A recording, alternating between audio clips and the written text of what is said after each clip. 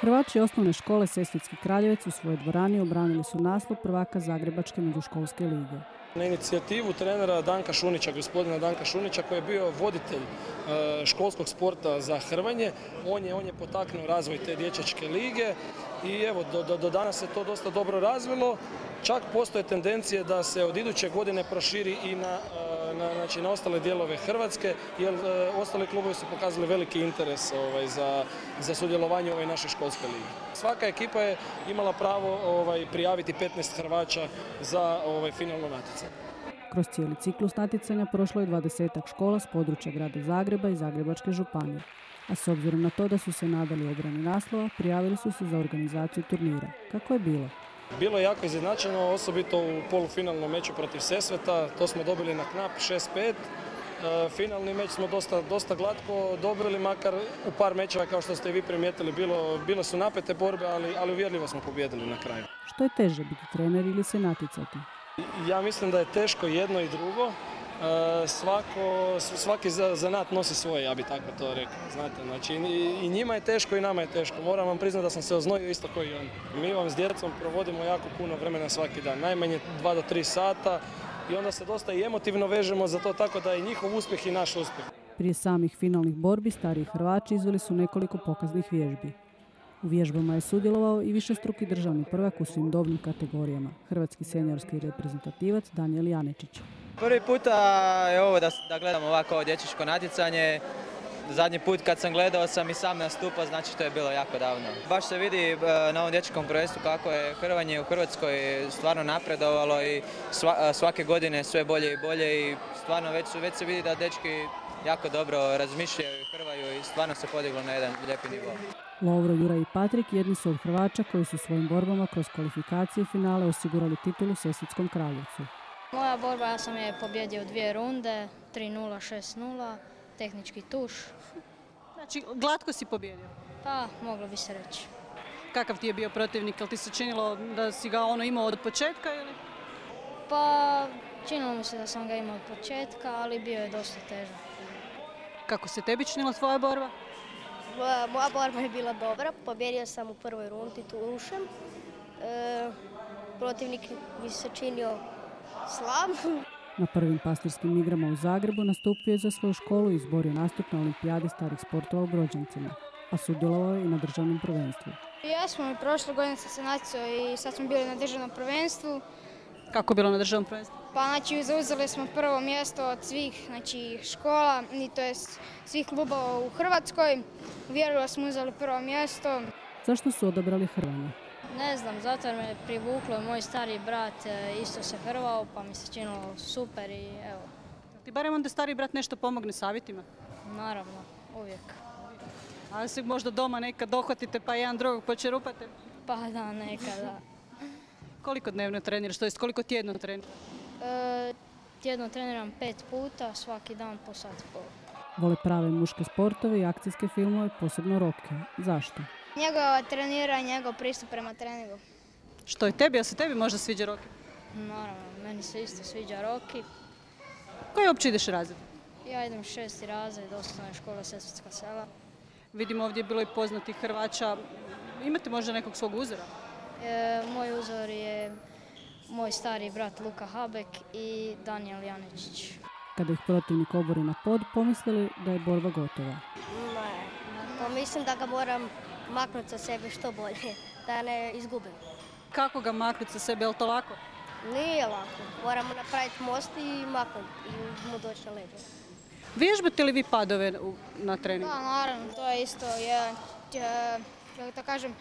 jedan dio hrvanja koji se morate naučiti. Znači da znate pas kada se neko baci, da se vi ne prepadnete i tako. Imaju li najdražu borbu ili medalju koju su osvojili? Moja najdraža medalja je s prvenstva Hrvatske 2012. godine. Koje si mjesto svoje to misli? 3. mjesto na prvenstvu Hrvatske. Sezona je pri kraju, još trebaju samo odraditi natjecanja u Gospiću i Zadru. To će biti sasvim rekreativno, pošto smo radili ovo sve fenomenalno, znači i prvaci smo Hrvatske i bili smo 3. sad i u Poljskoj na međunarodnom natjecanju i sad smo bili prvi na školskoj lizi I tako mislim da će trener rekao da će to sve više biti rekreacijski. Ako neko pobjedi još bolje, ako izgubi isto dobro.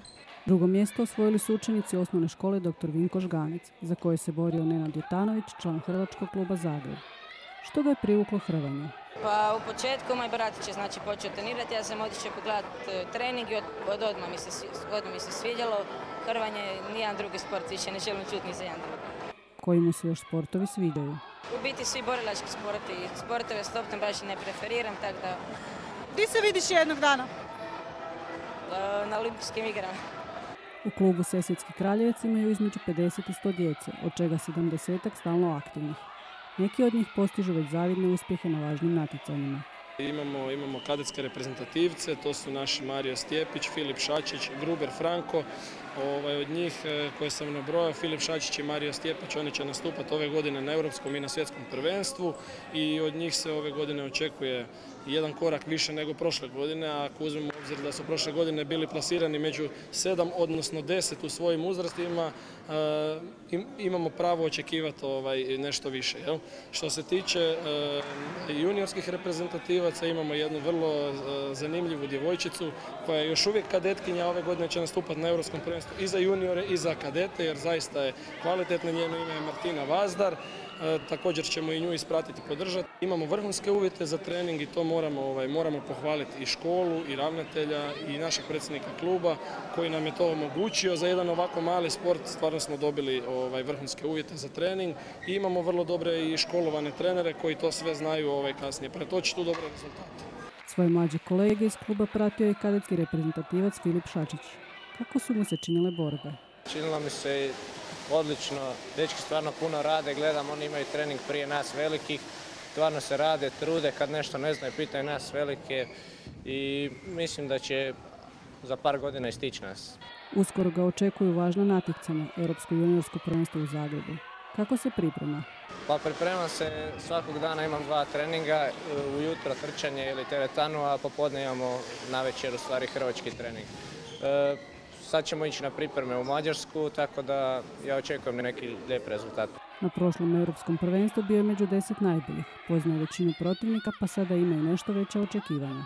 To je bila jedna pobjeda, napravio sam dosta bodova, zato sam bio 10. a sad očekujem, ako se poklopi dobro žlijeb, da dođe i neka medalja. Iskreno kažem, znam 60% reći ćemo od natjecatelja. To je kad sad imamo za tjedan dana turnir u Srbiji, u Subotici, tu će biti dosta zemalja koji će i natjecatelja koji će vjerojatno nastupati u mojoj kategoriji, tako da ću tu vidjeti dosta protivnika koji će doći. Cilj im je aktivirati još više novih škola i na svim poljima što više ulagati u vlastitu djecu. Mi razvijamo naš sport, našu djecu, pokušavamo maksimalno izgurati na pravi put. Da li je to profesionalno hrvanje, da li su to fakulteti, da li je to nekakve međunarodne suradnje, ali u biti to je primarni interes kluba. Koliko vam ima najmlađe dijete, recimo, godina? Da, jedan zanimljiv podatak da mi ne branimo nikome da dođe u klub. Znači, najmlađi naši članovi imaju od 5 do 6 godina, znači to je čak predškolska dob, što u nekim klubovima nije praksa. Mi dozvoljavamo svima da dođu, da probaju, jer i pokušavamo za svakoga izdvojiti barem jedan termin, nekakvo vrijeme, da se i ta najmanja djeca, najmlađa mogu početi baviti sa sportom u rane mladosti. Šta može, recimo, dijete od 5 godina uopće ovdje vježbati?